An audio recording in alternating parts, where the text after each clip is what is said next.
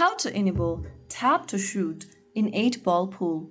Hello everyone, welcome back to another video from Tech for Gamers.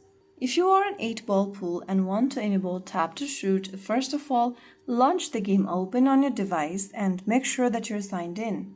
Once you're in the lobby page, go to the top left corner and tap on your profile avatar. On the next page, go to the top right section and tap on Settings button. Inside Settings, scroll all the way down until you see the tap to shoot option, this one over here. And then if you want to enable tap to shoot, toggle on the switch right next to tap to shoot and make it turn green. Once you do that, you can exit this menu and then go ahead and start a match and you will be able to join in the game. Whenever you want to shoot, you can just tap and you'll be able to shoot right away. So that's how it's done. If you found the video helpful, don't forget to like, share and subscribe to our channel. I will be back again in the next video.